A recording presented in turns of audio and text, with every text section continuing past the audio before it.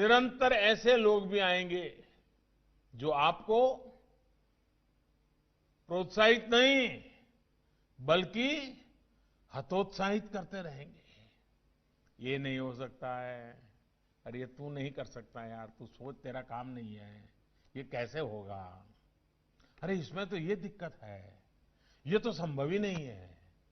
अरे इस तरह की बातें लगातार आपको सुनने को मिलती होगी।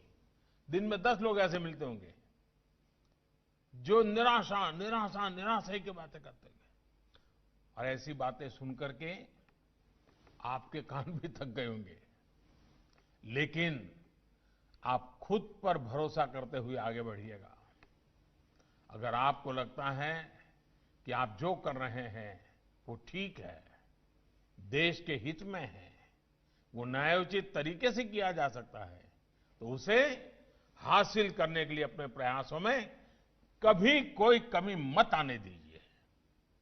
मैं आज आपको एक और उदाहरण भी देना चाहता हूं। साथियों, खादी को लेकर, हमारे यहां खादी को लेकर जो एक वातावरण है, लेकिन मेरा जरा उल्टा था, मैं जरा उत्साहित रहा हूं। मैं उसके, जब मैं गुजरात में ये सरकारों के रास्ते पर तो नहीं था, तब मैं एक सामाजिक काम करता था, कभी राजनीतिक कार्यकर्ता के रूप में काम करता था। खादी पर हम गर्व करते हैं, चाहते हैं, खादी की प्रतिबद्धता, खादी के प्रति झुकाव, खादी के प्रति लगाव, खादी की प्रसिद्धि, ये पूरी दुनिया में हो, ये मेरे मन में हमेशा रहा करता था। जब मैं वहां का मुख्यमंत्री बना तो मैंने भी खादी का खूब प्रचार प्रसार करना शुरू किया। 2 अक्टूबर को मैं खुद बाजार में जाता था, खादी के स्टोर में जाके खुद कुछ न कुछ खरीदता था।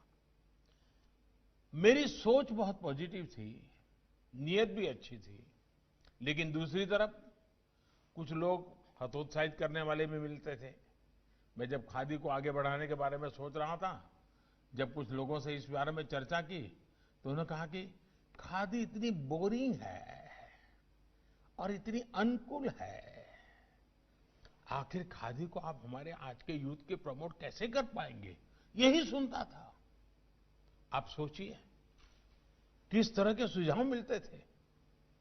ऐसी ही निराशावादी अप्रोच की वजह से हमारे यहां खादी के रिवाइवल की सारी पॉसिबिलिटीज मन में ही मर चुकी थी, समाप्त हो चुकी थी।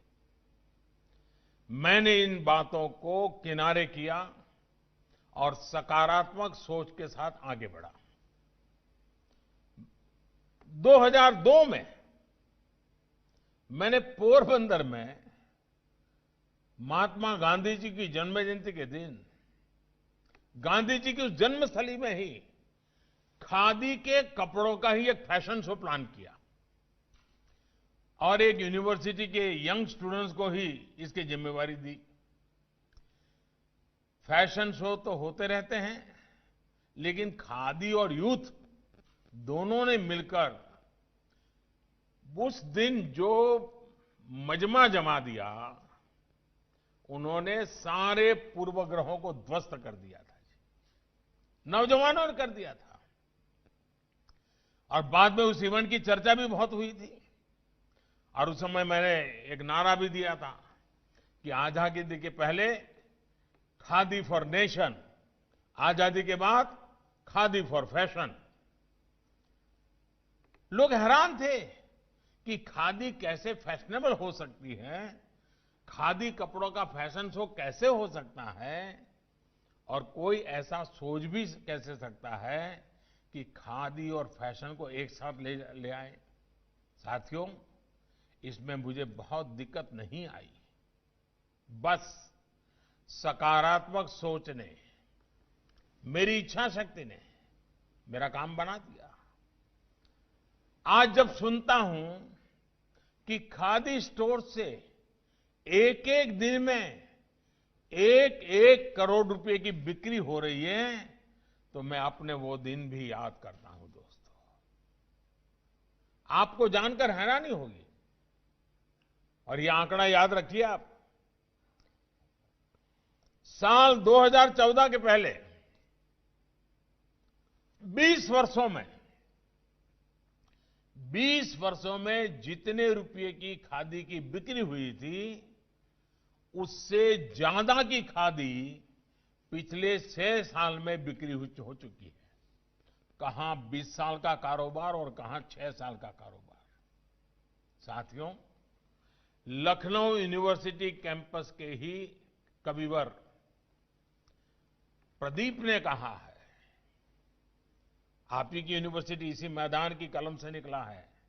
प्रदीप ने कहा है, कभी कभी खुद से बात करो, कभी कभी खुद से बात करो, कभी खुद से बोलो। अपनी नजर में तुम क्या हो, ये मन की तराजू पर तोलो। ये पंक्तियां अपने आप में विद्यार्थी के रूप में, शिक्षक के रूप में या जनप्रतिनिधि के रूप में हम सभी के लिए एक प्रकार से गाइडलाइंस हैं। आजकल की भागदौड़ भरी जिंदगी में खुद से साक्षात्कार, खुद से बात करने, आत्ममंथन करने की आदत भी छूटती जा रही है। इतने सारे डिजिटल गैजेट्स हैं, इतने सारे प्लेटफॉर्म्स हैं, वो आपका समय चुरा लेते हैं, छीन लेते हैं। लेकिन आपको इन सब के बीच अपने लिए समय छीनना ही होगा, अपने लिए समय निकालना ही होगा। साथियों, मैं पहले एक काम करता था, पिछले 20 साल से तो नहीं कर पाया, क्योंकि आप सबने मुझे ऐसा काम दे दिया है कि मैं उसी में लगा रहता हूं। लेकिन जब मैं शासन व्यवस्था में नहीं था, तो मेरा एक कार्यक्रम होता था हर साल, मैं मुझसे मिलने जाता हूं।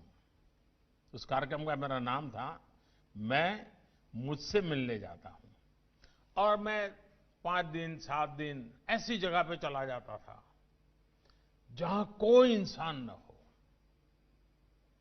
पानी की थोड़ी सुविधा मिल जाए, बस। मेरे जीवन का वो पल बड़े बहुमूल्य रहते थे। मैं आपको जंगलों में जाने के लिए नहीं कह रहा हूं, कुछ तो समय अपने लिए निकालिए। आप कितना समय खुद को दे रहे हैं, ये बहुत महत्वपूर्ण है। आप खुद को जानें, खुद को पहचानें, इसी दिशा में सोचना जरूरी है। आप देखिएगा, इसका सीधा प्रभाव आपके सामर्थ्य पर पड़ेगा, आपकी इच्छा शक्ति पर पड़ेगा।